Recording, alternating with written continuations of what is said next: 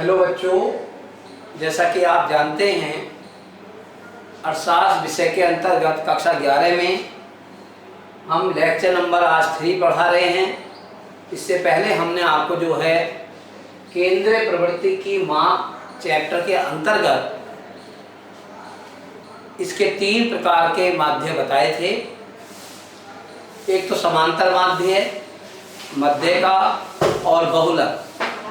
उन सब के आपको एक ही बार में हमने समांतर माध्य के सभी सूत्रों को लिखा दिया है और उसमें से हमने इससे पहले लेक्चर में जो है आपको प्रत्यक्ष रीति से संबंधित वे सवाल कराए हैं जिसमें जो है एफ अनुपस्थित था, यानी कि एफ की बिल्कुल भी उपस्थिति नहीं थी, अर्थात केवल वे पद दिए गए थे, वे आंकड़े अपरिष्कृत आंकड़े दिए गए थे जिसमें केवल x मौजूद था। तो उस x को हमने उसके आधार पर समांतर माध्य की आपका कई सवाल ऐसे कराए हैं जिनको जो है आप यदि विधिवत रूप से कर रहे होंगे और करेंगे तो बहुत अच्छे से आपको समझ में आएगा। आज जो है हम उससे एक स्टेप को थोड़ा सा आगे चलने वाले हैं और अब हम जो है आपको इस तरीके के सवाल अभी और कराएंगे जिससे कि जो है आपको ये पता चल जाए कि वास्तव में जो है अब फ्रीक्वेंसी यदि हो सवाल में तो फिर हम कौन सा फार्मूला लगाएंगे। तो आज भी हम समांतर माध्य की प्रत्यक्ष रीति का ही अध्ययन करेंगे। तो चलते हैं समांतर माध्य।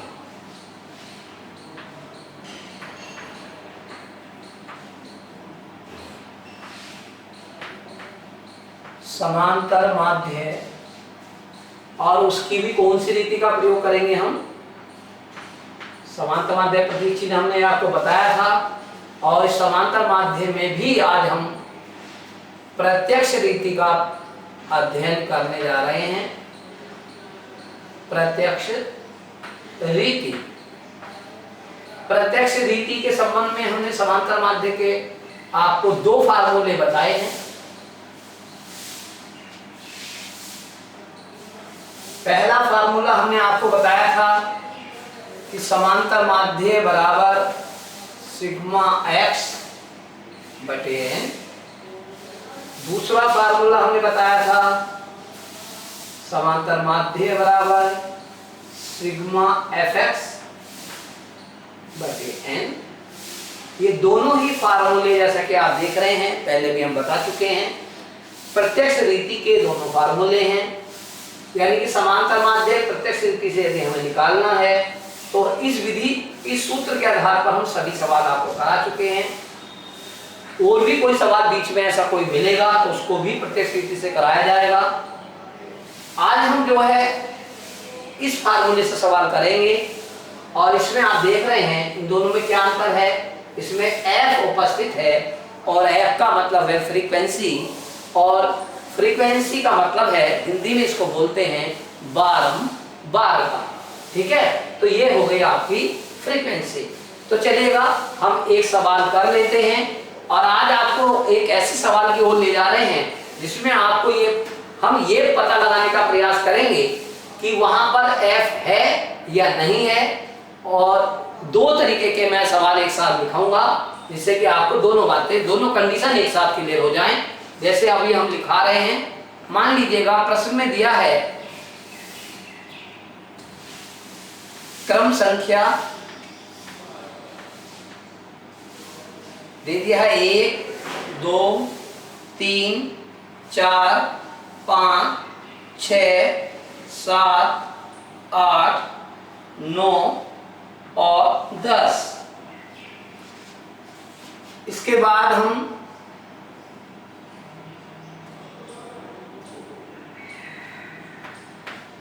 छात्रों की संख्या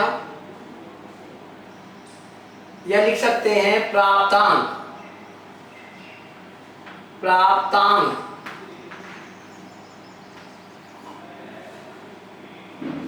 तो लिखते हैं, ये हो गया आपका, मान लीजिएगा गणित की विषय की कोई परीक्षा हुई है, यहाँ पर एक प्रश्न की लैंग्वेज लिख देते हैं। प्रश्न संख्या संभवतः 4 होगी यदि 5 भी हो तो डाल लेंगे। तो एक गणित की परीक्षा में, गणित की परीक्षा में 10 विद्यार्थियों के प्राप्तांक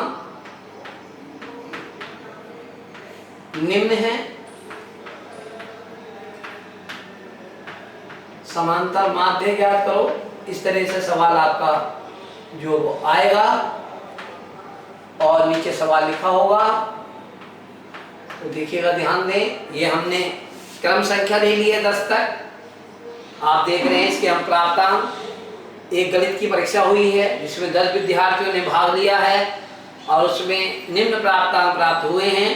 मान लीजिएगा इसको 35 नंबर प्राप्त मिले हैं, मान लीजिएगा इसको 28 नंबर मिले हैं, इसको मान लीजिएगा 30 नंबर मिले हैं, इसको मान लीजिएगा 42 नंबर मिले हैं, मान लीजिएगा इसको 10 नंबर प्राप्त हुए हैं। कोई परीक्षा हुई है इसको मान लीजिएगा 5 ही नंबर प्राप्त हुए हैं, इसको मान लीजिएगा 17 नंबर प्राप्त हुए हैं और इसके मान लीजिएगा 29 नंबर प्राप्त हुए हैं।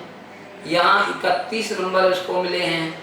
अब मान लीजिएगा ये जो बच्चा है इसके पूरे 50 में से 50 अंक आए हैं। ये सवाल आप देख रहे हैं, ध्यान देंगे। एक ये सवाल लिखा है हमने, एक सवाल अभी हम और लिख रहे हैं। मान लीजिएगा वो दे देता है प्राप्तांक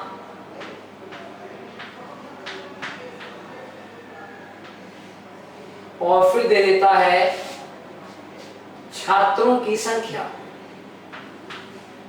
छात्रों की संख्या। ध्यान देने की जरूरत है, इसीलिए दोनों सवाल एक साथ लाए जा रहे हैं। प्राप्तांक मान लीजिएगा 0, 1, 2, 3, 4, 5, 6, 7, 8, 9 और 10। तो अब यहां पर हम इसको सवाल को लिख रहे हैं तो आप समझेंगे।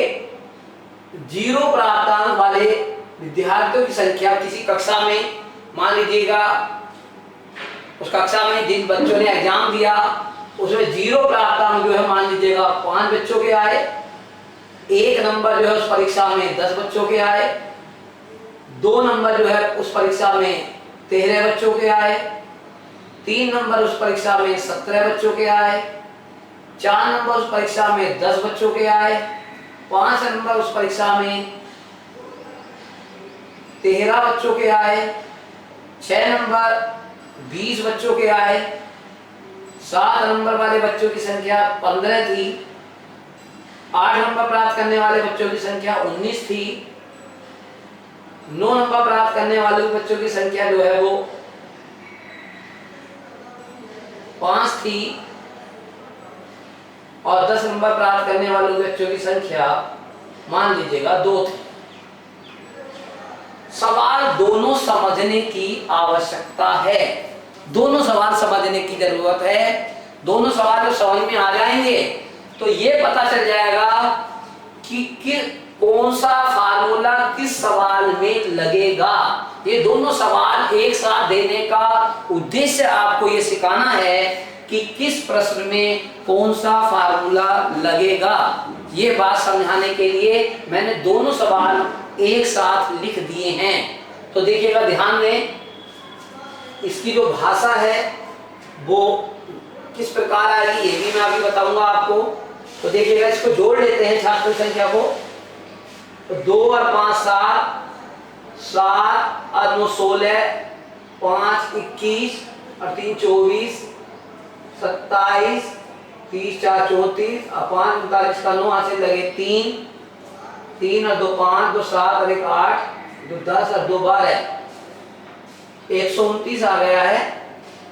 तो देखिएगा, ध्यान दें, तो ये कोई परीक्षा हुई है उसमें 129 बच्चे थे। तो किसी परीक्षा में भाषा इसकी लिख देते हैं, प्रश्न नंबर इसको 5 बना देते हैं। क्या है देखिएगा, गणित की परीक्षा में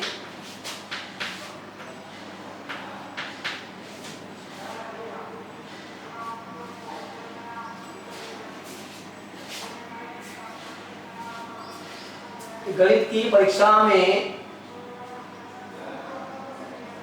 विद्यार्थियों ने निम्न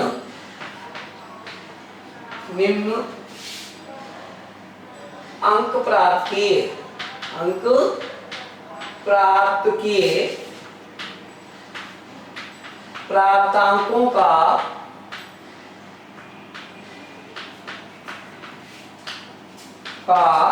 समांतर माध्य ज्ञात करो।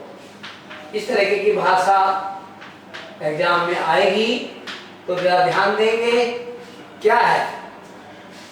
अभी तो केवल सबसे पहला हमारी समस्या ये है कि इन दोनों सवालों में सूत्र कौन सा लगेगा। तो देखिएगा, पहले हम इस सवाल का अध्ययन कर लेते हैं क्योंकि ऐसे सवाल हम कल करा चुके हैं। तो देखिएगा, ध्यान दें, याद रखेंगे, यदि किसी प्रश्न में क्रम संख्या दे रखी हो, यदि किसी प्रश्न में क्रम संख्या दे रखी हो और वह क्रम संख्या 1 से ही प्रारंभ हो, जैसा कि कोई भी क्रम संख्या 1 से ही प्रारंभ होगी, तो अगर 1 से प्रारंभ हो तो उसकी अंतिम संख्या n होगी, यानी कि n बराबर यहां पर कितना होगा, 10 पदों की संख्या। तो कितने पद हैं, 10 पदों की संख्या क्या हो गई, n बराबर 10।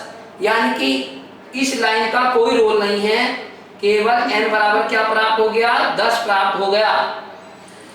अब ये प्राप्तांक दिया गया है, यानी कि क्लास में पहले रोल नंबर वाले बच्चे के 35 नंबर आए हैं, 2 रोल नंबर वाले के 28 रोल नंबर आए हैं। अब आप समझ गए होंगे।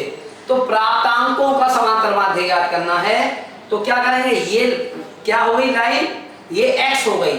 कब x मानी जाएगी, ये जब ये इससे हमें यदि n प्राप्त हो गया है तो बची हुई लाइन x मानी जाएगी, चाहे उसमें x वाली विशेषता हो या ना हो। तो इसको जोड़ लेंगे तो ये हो जाएगा आपका सिग्मा x। चूंकि x का जोड़ कर रहे हैं तो सिग्मा x।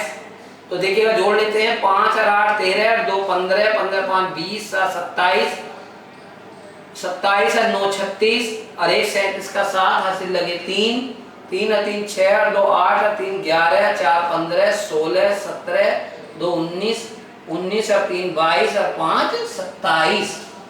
एक बार फिर पुनः चेक कर लेते हैं, 1 और 9 10, 7 17, 5 22, 2 24, 24 6 3 2 32, 5 37 का 7 हासिल लगे 3 और 5 8, 2 10 और 3 13, 14 18 19, 20 2 22, 24 और 3 27।